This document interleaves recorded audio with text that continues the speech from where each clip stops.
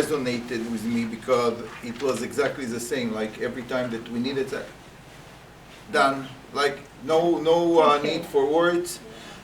He would take care over it, and Baruch Hashem that we had the opportunity to learn for a few years. It was his initiative, and I think it was quite successful in terms of the number of people that are taking some time from their families and in the evenings.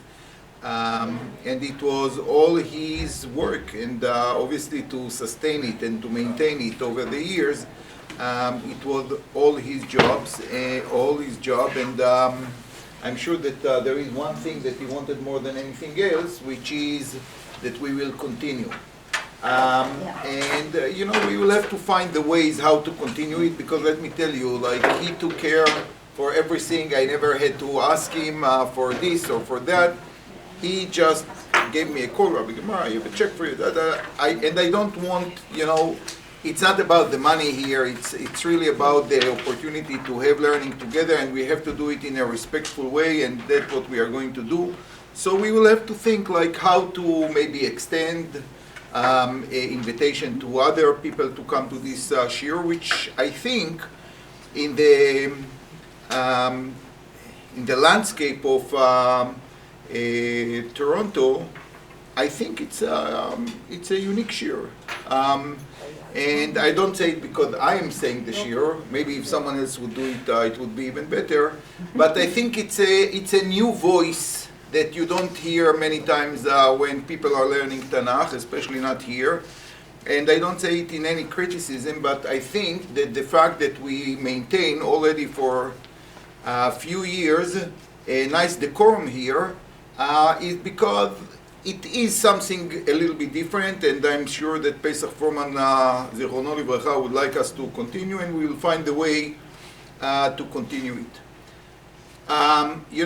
It's interesting because everyone is like shocked by the circumstances of his ptira. Like a person walked from shul to his home on Shabbos, and in such a tragic accident that no one can even think about the terrible results of it.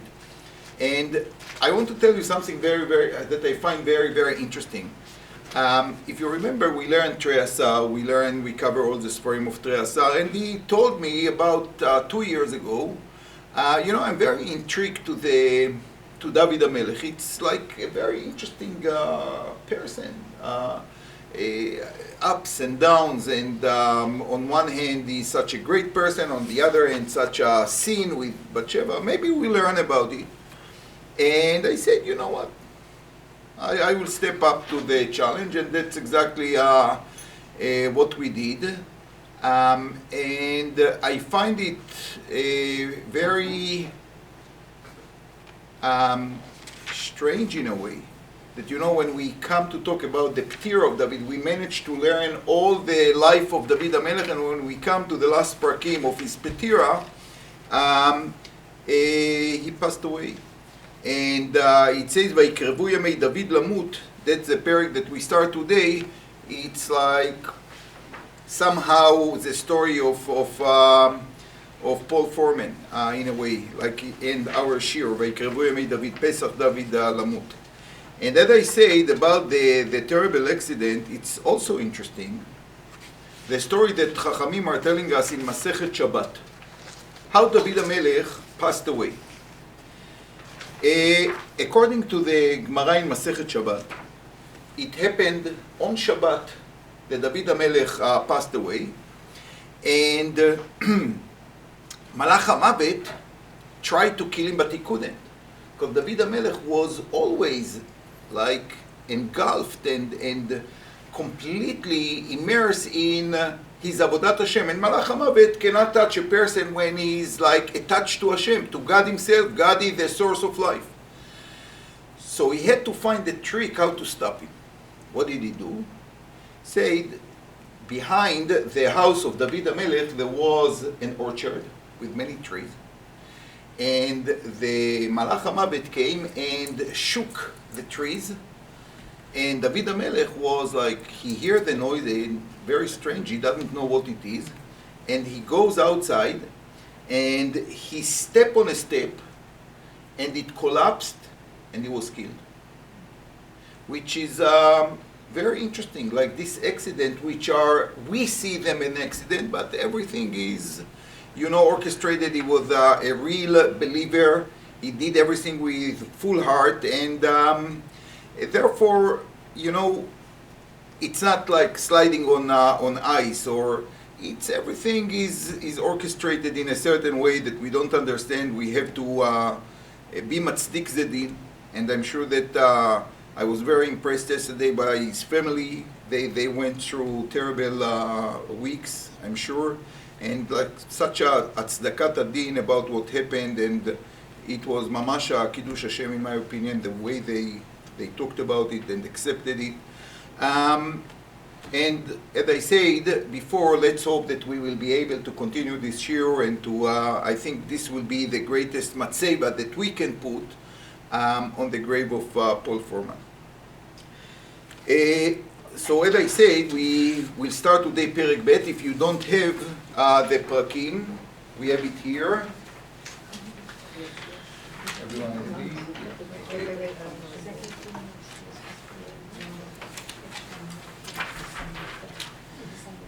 ויקרבו ימי דוד למות. So after he managed to do the unbelievable thing and to defeat Adoniah and to make sure that Shlomo is going to to be his successor, and Shlomo at the time was very, very young. He was about 13 years old.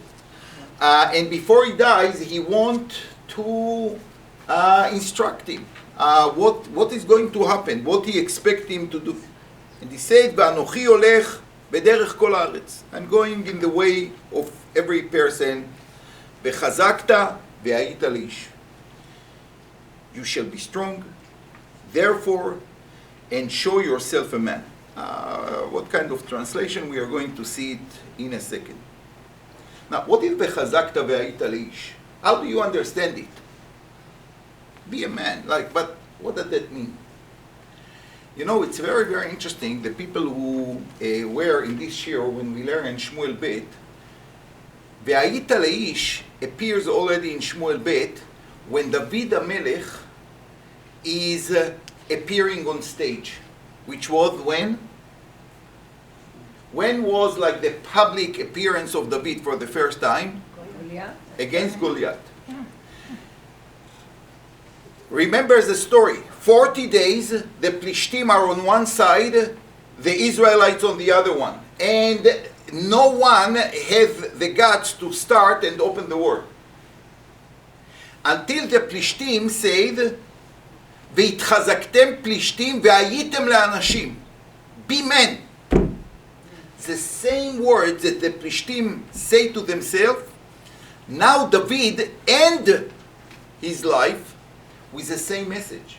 But what a difference.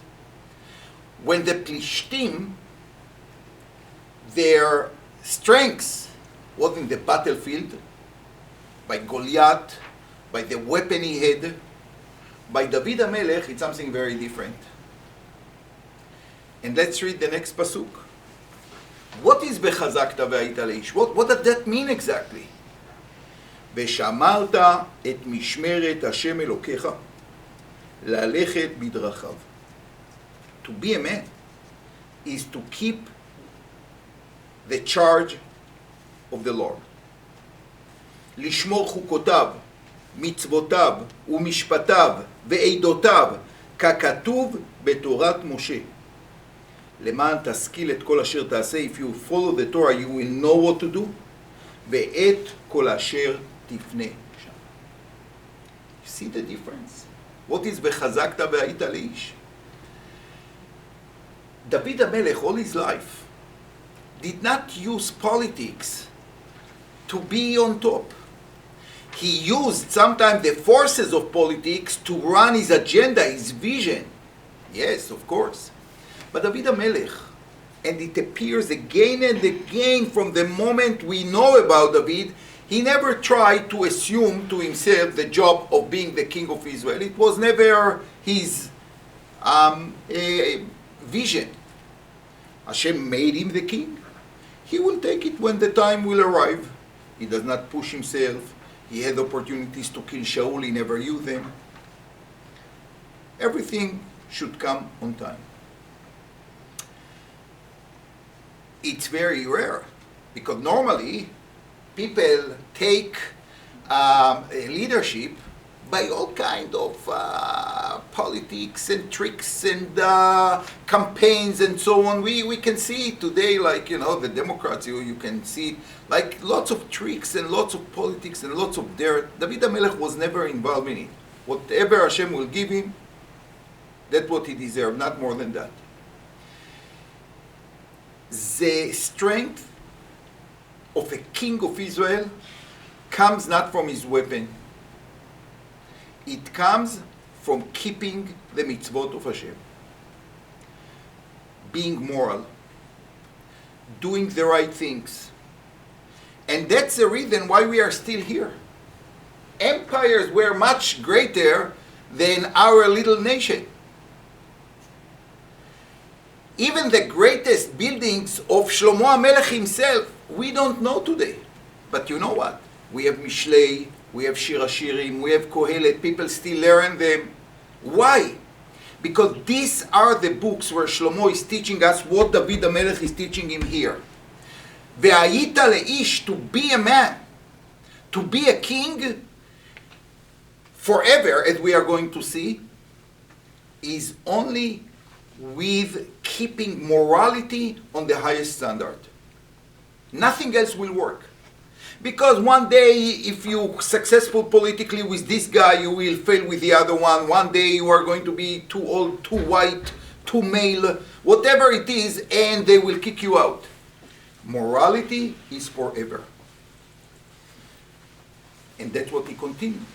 Leman yakim Hashem et dvaro asher diber alai leimor. You should know what Hashem talked about me and told me. אם ישמרו בניך את דרכם, ללכת לפניי באמת, as long as your children are going to follow my ways, בכל לבבם ובכל נפשם, לאמור, לא יכרת לך איש מעל כיסא ישראל. Hashem promised me that if my children are going to follow my ways, they are going to sit on the kiseh of David. They are going to be the kings of Israel forever. לא יכרת לך איש מעל כיסא ישראל. I just want to draw your attention to something quite interesting in the Pasuk itself. When David HaMelech described what Hashem told him, he said the following. למען יקים השם את דברו אשר דיבר עליי לאמור, because I want Hashem to do what he say to me, לאמור, and then, אם ישמרו בניך את דרכם ללכת לפניי באמת בכל לבבם ובכל נפשם, לאמור, לא יכרת לך איש מעל כיסא ישראל. What is the לאמור? לאמור means like he say two things. What is the first לאמור? What is the second לאמור? Do you understand like what is the problem here, like in the way the pasuk is written?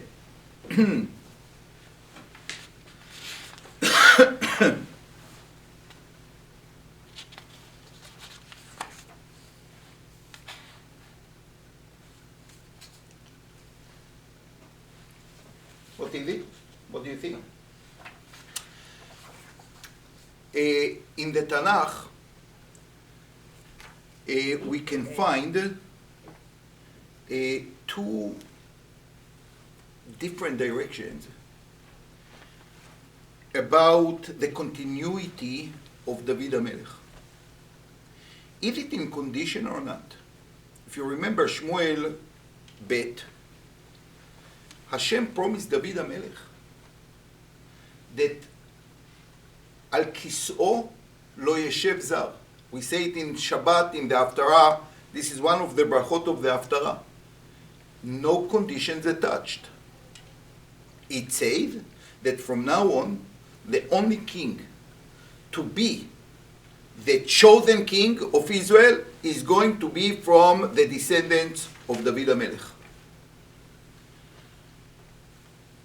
However, here we see that it's like, there is a promise, but the promise had some strings attached.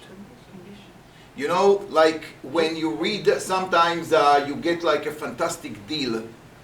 I hope you always read like this, small letters, right? Because then you see, oh, that's actually quite dangerous. Yeah, everything looks great until like you miss one payment or whatever it is, and then forget about it. So the lemor here, the two lemors are talking about two different aspects. And maybe I will just show something because it's not sure that we will go over the entire Tanakh. Hashem said two things.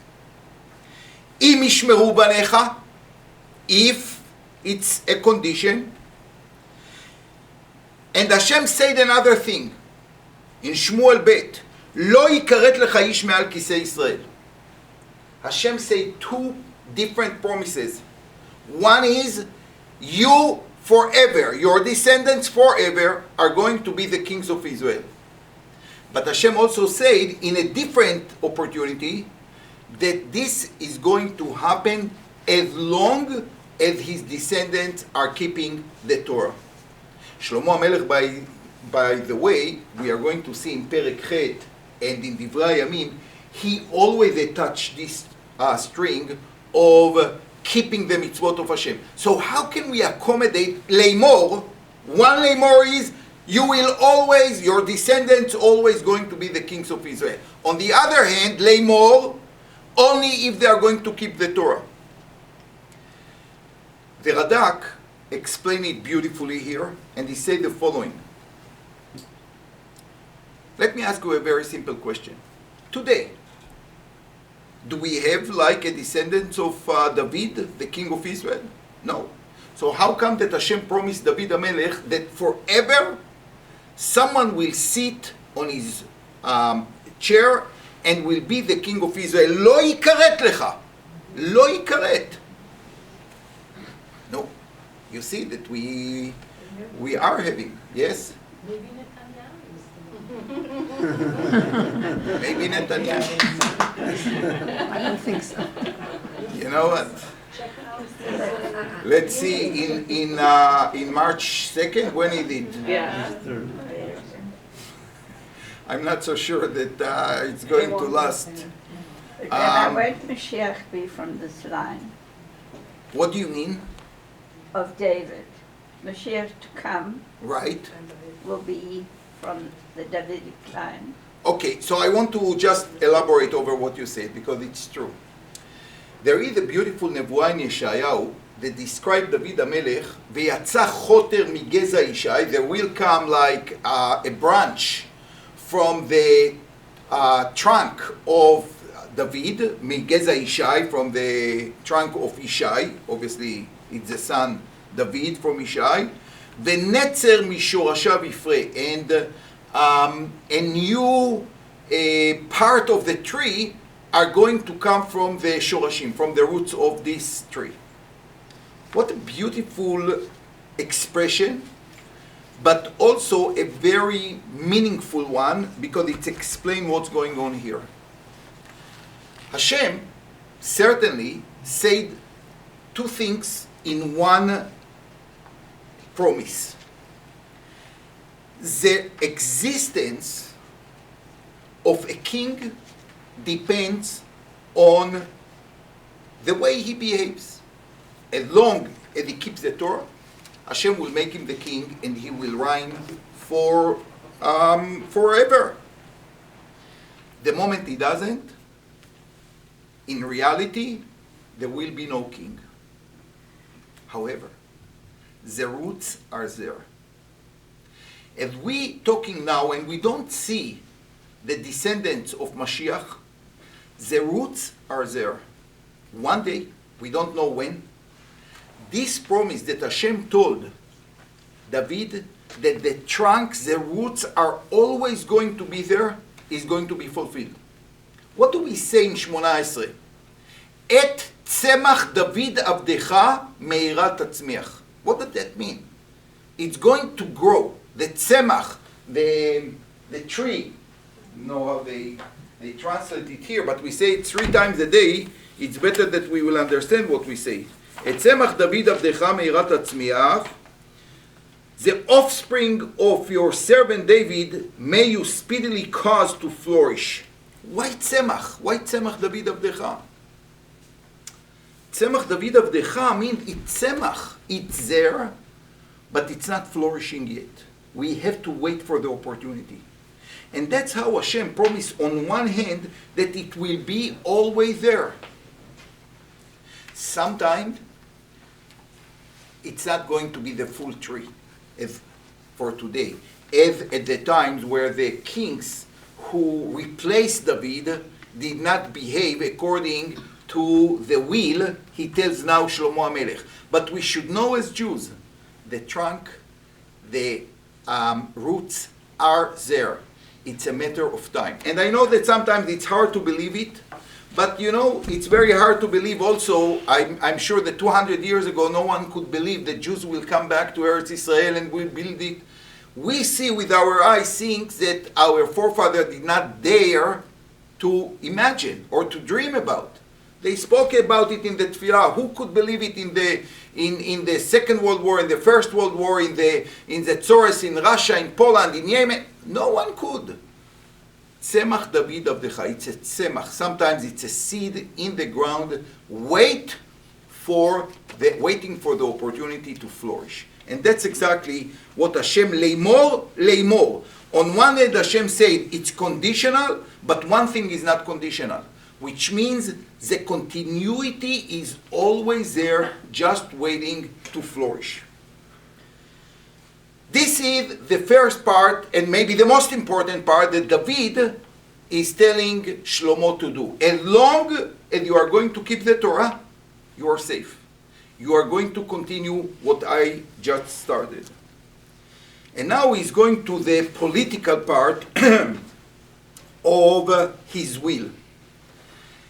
And he tells him the following. וגם אתה ידעת את אשר עשה ליואב בן צרויה. He's now going to talk about certain people. What is his expectation of Shlomo to do? But I want to draw your attention again to the word that starts this pasuk. וגם אתה ידעת. Normally, most of the Mefarshim, when they come, they say, oh, there are 2 parts to this will of David. A spiritual one, pasuk aleph to daled, be like a frum yid, keep the Torah and so on, and a political one. But the word vegam put this understanding to a question. What is vegam? It sounds the word vegam is connecting the first part with the second part. And it's very hard to understand. So as we read it, I want you to think about it. Is it like a separate part, or David see it as one big issue? וגם אתה ידעת את אשר עשה ליואב בן צרויה, אשר עשה לשני שרי צבאות ישראל, לאבנר בן נר ולעמשה בן יתר ויהרגם. וישם דמי מלחמה בשלום, ויתן דמי מלחמה בחגורתו אשר במותניו, ובנעלו אשר ברגליו.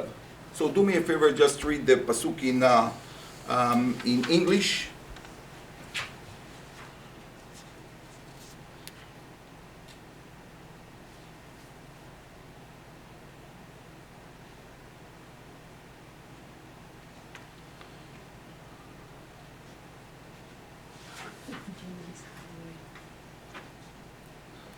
I'm sorry? Don't understand English.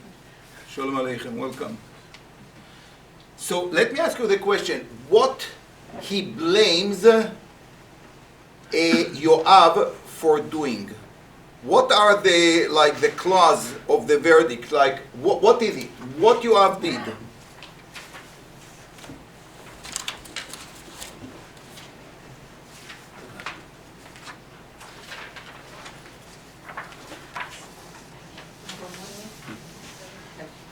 Oh, sure. Anyone else, please? We have enough.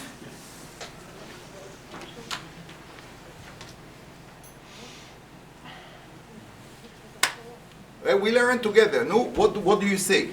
What was he angry about?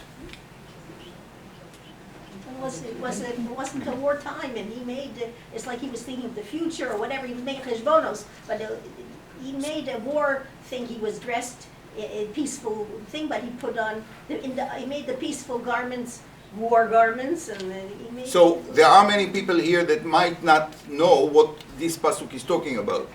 About killing, Yoav killed two generals. One was Avner, who was a general of Shaul that later wanted to become, or actually was invited by David in order to make peace around, and to make peace especially with the descendants of Shaul and the tribe of Binyamin. He invited him to become the chief general, something that Yoav obviously was not too happy about because he was a general of David. But for David, it was not just the loyalty to his commander. For him, the most important mission was to bring all the parts of Klal Israel together. He was the king of Israel.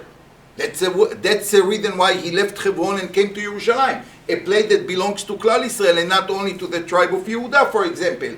So David wanted Avner to show that David is looking actually for the unity of the nation. And what kind of message it was that David takes his previous enemy to become his chief of staff. Yoav did not like it. As we explained then, he actually did not trust Avner. And he was worried about David. He did it for the good reasons, but against the will of David. Yoav was very, very focused on David. David was very focused on the unity of Klal Israel. A big difference. The second one was Amasa. Amasa ben Yeter also. Yoav tricked him. He killed him. As he deceived him, he made himself like he wanted to kiss him. As Amasa came to kiss him, he took his sword and very skillfully managed to kill him like he did not even know what's going on. He was already dead. But is this the only thing that Yoav did to David? Do you see that the pasuk is talking about two things?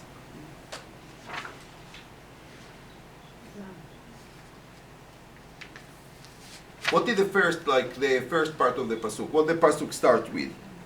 וגם אתה ידעת את אשר עשה לי. He's not talking only about Avner and Amasa, אשר עשה לי. What's that? What did he do to him? Avshalom.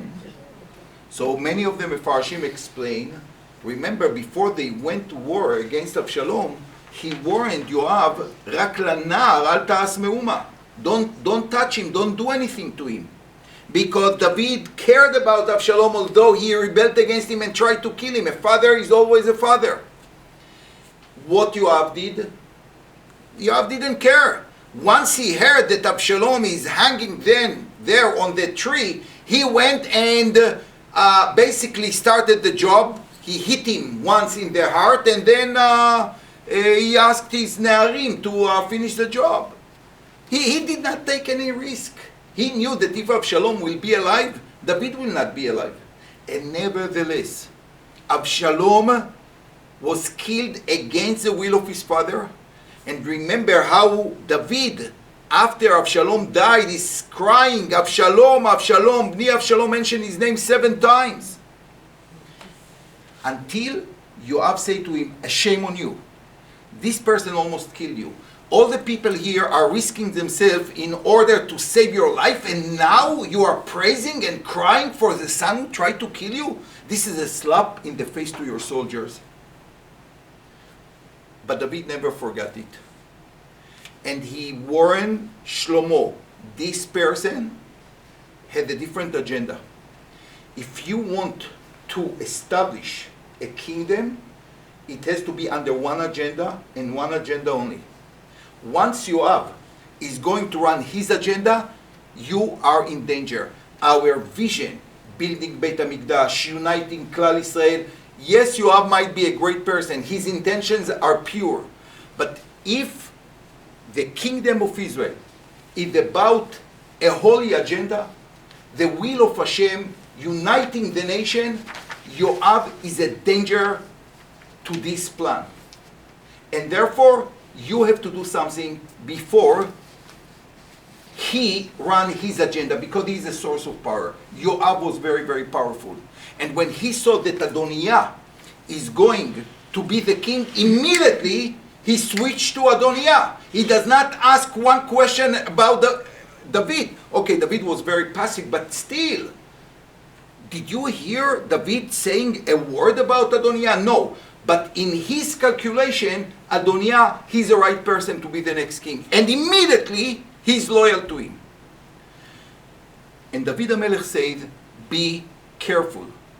You cannot, ועשית כחוכמתך ולא תורד שיבתו בשלום שאול. Don't let him die peacefully. Be aware. Another perush, Asher Asali, with the story of Yoav and Avner and Amasa. As I said before, David has a vision. Why he wanted Avner? Because he wanted to unite the nation. Why he wanted Amasa to become the new chief of staff? Because for him it will be reconciliation with all the parts of Klal Israel. It was lots of tension. After the story of Avshalom, we have to bring all the people together. By killing them, he ruined the plans of David himself. So it's not just seeking justice for Avner and Amasa. It's ruining the life of David himself. When a person wants to achieve something and you go against his will and you think what I'm doing is the right thing, my king is wrong, Asher Asali. How? By killing Yoav and by killing Avner and Amasa. So two perushim, Asher Asali, some explain it indeed about Avshalom, some explain, no, he understood that there was no other choice but to kill Avshalom.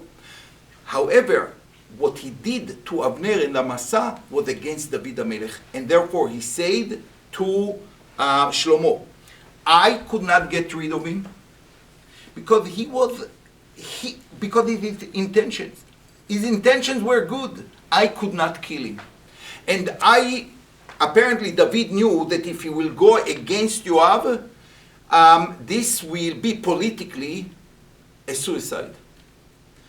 But Shlomo, ועשית כחוכמתך, he doesn't say kill him, כחוכמתך.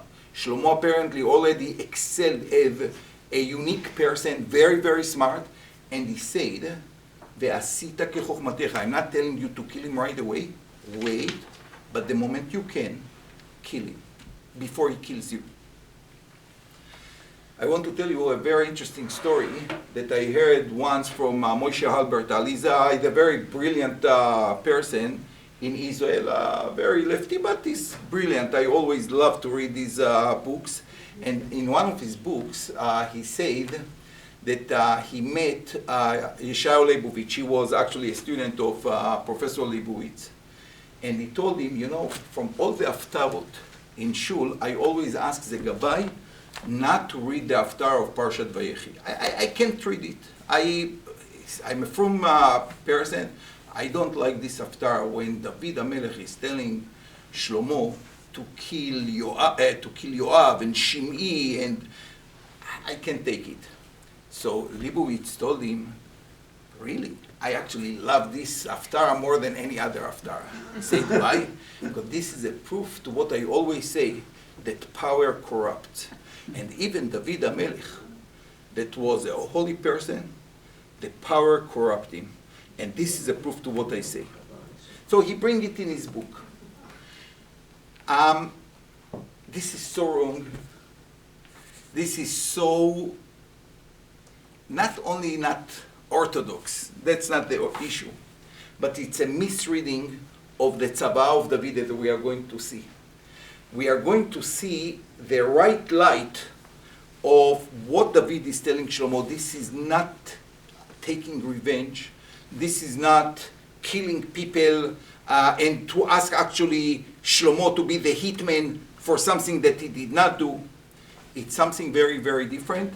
And my big idea of this shir is that the first tzava'ah of David to keep the mitzvot of the Torah is the same tzava'ah of killing Yoav and Shimei, as we are going to see. The next thing he said, ולבני ברזילי הגלעדי תעשה חסד, והיו באוכלי שולחנך. Remember when he had to cross the Jordan to Machanaim, a very generous person, Barzilai Giladi, host David, take care over everything he needed. David himself wanted him, when he went back to Jerusalem after Avshalom was killed, he wanted him to come with him. He didn't want, he just sent his son Kimham with David. And Shlomo is telling him, make sure that for the rest of your life, you take care over the needs of this special family. והנה עמך שמעי בן גרה בן הימיני מבחורים, והוא קיללני קללה נמרצת ביום לכתי מחניים. There is one person, when I had to leave Jerusalem because of Avshalom, והוא קיללני קללה נמרצת. He cursed me awfully. What was it? צא צא איש הדמים, צא איש הבליעל. Not only that, he took some stones and threw after David HaMelech. He was very, very angry with David. We explained it a few times what happened, why Shimei, who was from Bachurim, who was from the Shevet of Shaul, he actually blamed everything that happened to the family of Shaul on David. He believed that because of David, the people of Nov were killed, and therefore he called him Ish Adamim.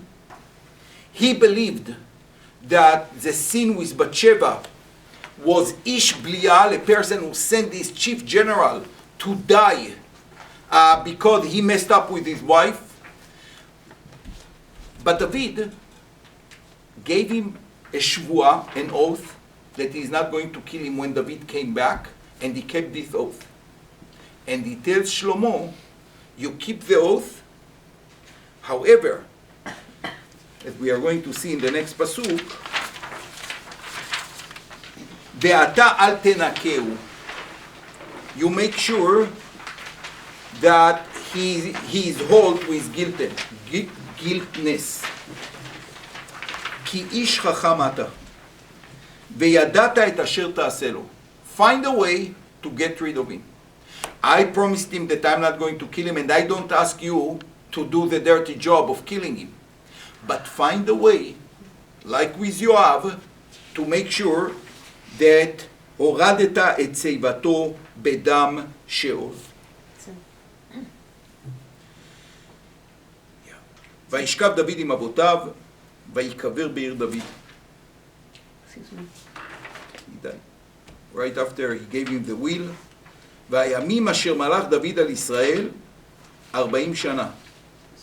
בחברון מלך 7 שנים, because this was the center of יהודה, ובירושלים מלך 33 שנים. 40 years. 40 years. Excuse me? All together, yes. It's very interesting to see the difference with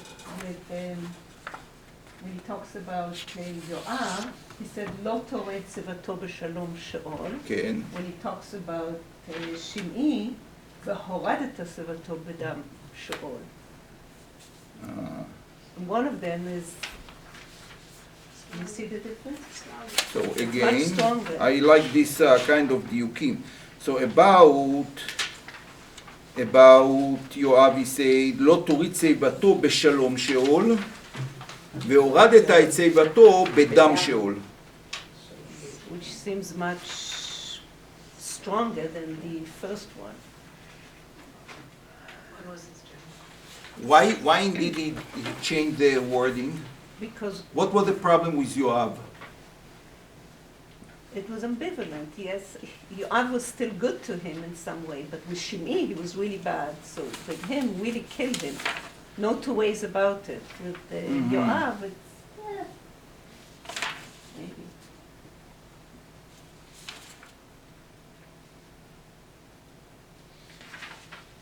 Interesting. I would say about Yoav for sure, what Yoav did with Avner and Amasa, when David wanted to make peace between all the parts of Klal Israel, Yoav stopped it by killing Avner and by killing Amasa. The message was, David actually does not want them close to him, and he caused a rift between David and the rest of the nation. So what does he say? When you kill him, beshalom. The reason is about the shalom. With Shimei, I think the reason is very simple. Why bedam? Because what Avshalom tried to do to David? To kill him. So Shimei joined forces with Avshalom who wanted to kill David. So he said, you make sure that the person who wanted to join forces with Avshalom who tried to kill me, you kill him. Bedam sheol. Maybe. This is more of a word rather than pshat. But maybe. Sometimes words are pshat. ושלמה ישב על כיסא דוד אביו, ותיכון מלכותו מאוד. So Shlomo, very young, he's 13 years old. ותיכון מלכותו מאוד. Right away, David made clear that he's a successor, and people accepted it. He was young. Usually, people don't have much admiration and respect to a young guy who is a king. As I told you many times in Chassidut, sometimes it happened that the Rebbe died, he had a young child, and the Hasidim make him the Rebbe when he's like 12 or 13. They call it the Yanuka. In Belz it happened in other Chassiduyot as well. And people don't have much respect. How much respect like 80 years old can have to someone who is 13 years old. But apparently he was recognized as a very special young person with a great potential. With really great potential. Because all my students have potential, let me tell you that. Every student has potential, you know. When I hear about someone he has a potential, I know I'm in troubles. He has potential, I stay with the troubles. So he apparently, Shlomo, really had potential. And ותיכון מלכותו מאוד. ותיכון מלכותו מאוד.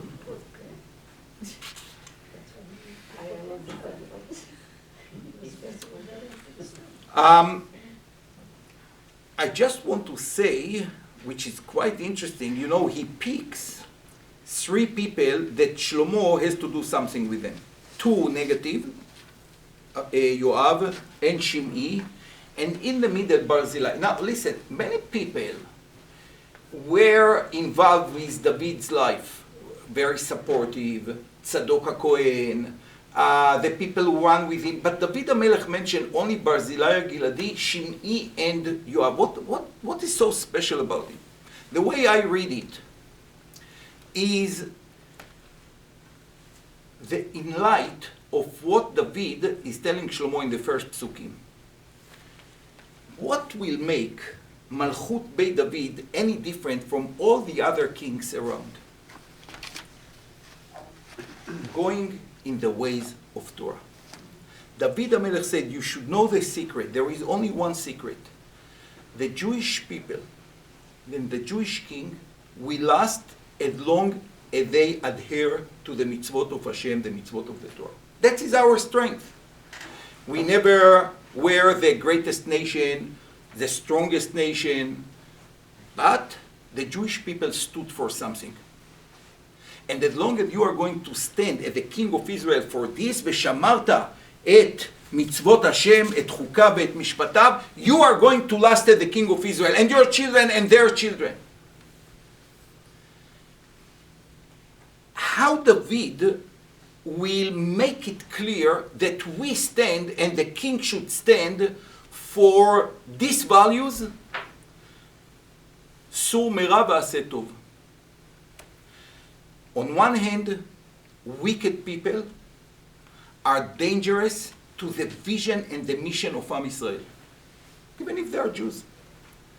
People who fight unity, people who in the worst moment of a person can throw stones and curse him using their power at a certain time, they are wicked people.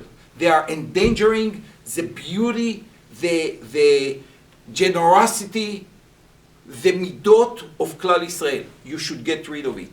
A person like Barzilai Giladi, who present a person who stand next to a person who is running away, he risking his life. If Avshalom would win the war, I'm sure that he would find ways to deal with Barzilai. This is something that the king of Israel should stand for. And therefore, when David want to continue and to explain Shlomo how you keep the mitzvot of the Torah, what is the way that the king of Israel is behaving, is a person who gets rid of the wicked and the person who reward the righteous. That's the way a king of Israel can tell the people of Israel what is right and what is wrong. And therefore I think the Gam comes to say, and you should know that applying these principles of going in the derech of Torah and mitzvot has to be translated to action. How? Punishing Shimei and Yoav, rewarding Bnei Barzilai Giladi. We are going to the next story, which is quite interesting. ויבוא אדוניהו בן חגית אל בת שבע, אם שלמה. Adoniyahu, remember Adoniyahu, Mr. Loser. He lost the job after he was sure that, he have 50 people running in front of him and he has horses and chariots. And he comes to Bathsheba. Vatomer, Hashalom boecha. Vayomer shalom. She asked him like, you come for good, for peace. Yes, I do. Vayomer davar li elaich. Vatomer daber. Now, let me ask you a very simple question. What is a little bit strange in this dialogue? Two things that might be a little bit strange. Who invited, what happened here? How Adoniah arrived to Bathsheba? By his own initiative. He goes to Bathsheba, and then what? What would you expect to happen? He should say. He should say something. Shalom, shalom aleichem, I came, congratulations for your son, he's a new king, or something. What happened? She started the discussion. She's worrying. Why she's worrying, by the way? Did he come to kill me? What? Did he come to kill me? Maybe he has some, Shalom boecha means like, whoa, what are you doing here? And I'll tell you more than that. If she had to talk first, what did that mean? That he does not say a word. Can you just try to imagine what the Tanakh is telling us here? A person knock on the door, you open the door, like, whoa, what's going on here? Like Shalom, I'm from here, I'm this, I'm that. Nothing is happening. And she says, something here is wrong. Yeah. He's not saying a word. He knocked on my door. He invited himself to me, and he doesn't say a word. And therefore she said, Shalom lecha. Because she thinks maybe someone is coming, like it's a scary situation. Why suddenly do we see Bathsheba? We are going to see. He was smart. We are going to, he thought that he's smart. We are going to see. And then what did he say? Okay, so she said, so now start talk. No, what does he say to her? Shalom. I have something to Davar tell li you. elaich. What? Something. She doesn't say a word. He doesn't say a word. He said, I have something to tell you. No, so say. You came all the way, so just say what you have to say. Like, I have something to tell you. Really? I know that you have something to tell me because you are here. So, Vatomer lo daber. So now he said, ויאמר, את ידעת כי לי הייתה המלוכה, ועלי שמו כל ישראל פניהם. You know that I was supposed to be the king. And the nation was after me. They expected me to be the king. ותיסוב המלוכה ותהי לאחי. But there was a small accident here. Some guy, like I think David, his name, is decided like that Shlomo is going to be the king. You know, an accident on the road. Okay, fine. כי מהשם הייתה לו.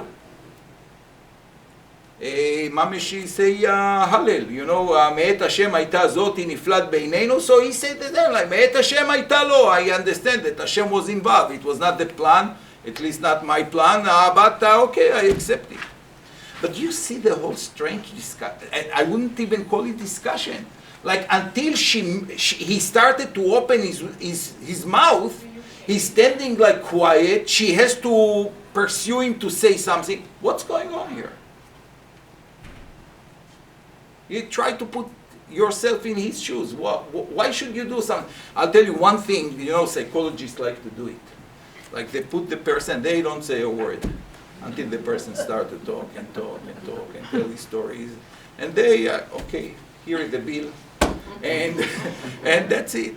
Like it looks like, you know, like he knew this trick. When you don't talk, you force actually the other guy to talk. Now, he comes with something in mind. We are going to see it next week with Hashem. But he's a master of psychology. He must make her curious. What is it? It will help him to sell her what he wants to sell her. Because when a person is engaged and he's interested to hear what you have to say, it's much easier to convince him and to sell him what you want to sell. The big problem of a salesperson, you have something to sell, you come to another person, he doesn't care about it. Like, okay, I'm sorry, come tomorrow, call me in 2 days from here or whatever it is. You know, he doesn't want to hear. He changed, he's a salesman, he wants to get something, and he changed the dynamic of the discussion in a very smart way. He make her want to hear what he has to say. Short, smart. And Bathsheba, just, you see how successful he was. He was not stupid, Adoniah. He was smart. And he actually trapped her. She want him to say what he has to say. ועתה, he said, שאלה אחת אנוכי שואל מאיתך. I have only one question. Again, a great sales speech. Because sometimes you think like, oh, he's going to talk for 10 minutes. I'm sorry, call me tomorrow afternoon. So he said, I'm not going to bother you for too long. It's going, one little question I have to you. Like the people who are calling you in the phone, you know, like, I have just one question. Like, אל תשיבי את פניי, please. And he doesn't say what he wants. You see, like it's already the fourth time, and she said, "Daber, I just dying to hear what you have to say. Like you came, you don't say anything. I have something. I have a question, something small." No. ויאמר, אמרינה לשלמה המלך, כי לא ישיב את פנייך. נו, ברוך השם, like almost the whole period. וייתן לי את אבישג, השונמית לאישה. I want Abishag. He knew that his father, לא ידעה, she was not really his wife. He want Abishag. He want Abishag. And Bathsheba, he was successful. ותאמר Bathsheba טוב. Okay.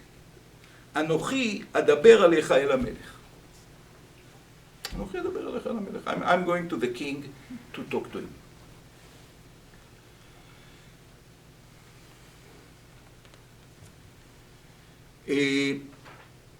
We are going to see that Shlomo took it very, very seriously.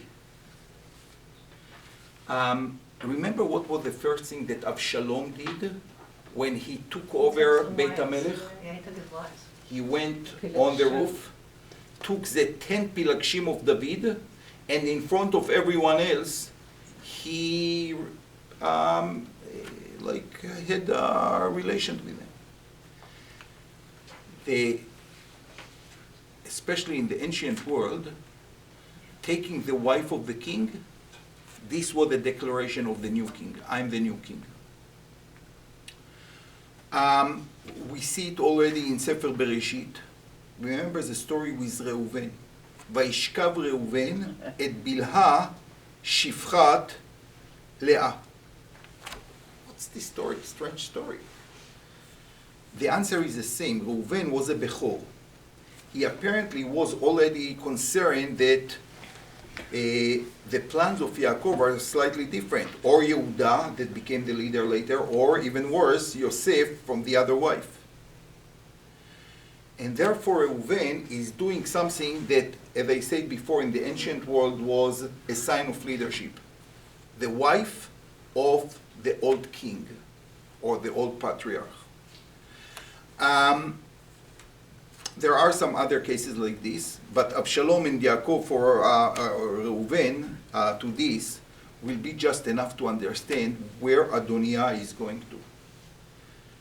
Adoniah talks nicely, מהשם היה הדבר, it came from Hashem, but Adoniah has plans.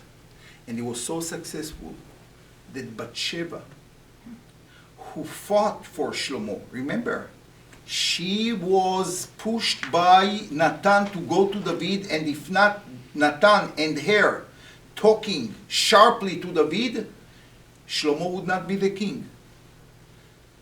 She think that Adoniah is Rodef Shalom. He just wants Avishag. What do you think? Why she agreed to it? Because it looks, some of them, Farshim, you see how passive she was. Like Natan tell her to go to David, she's going. What is name? Adoniah is telling her, go to Shlomo, she's going.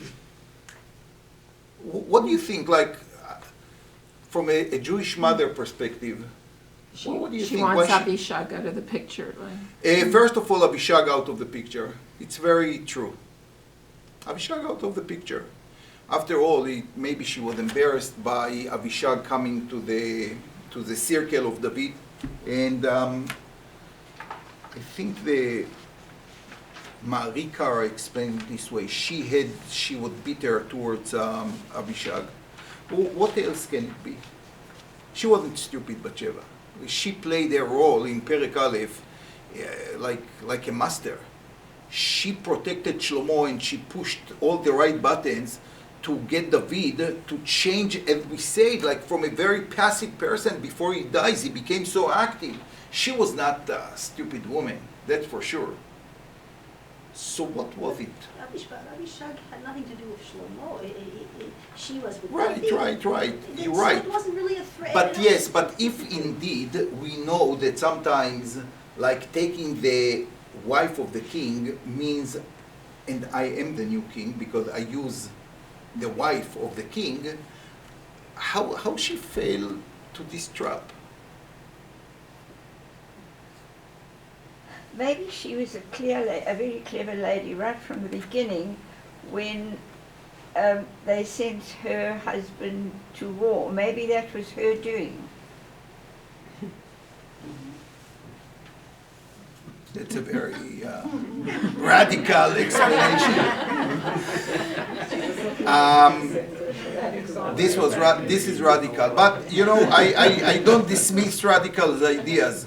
The only thing that to dismiss it is that it said that David had to be menachem her. She was really connected to him, to Uriah. But maybe, you know, the time is a big healer, and who knows.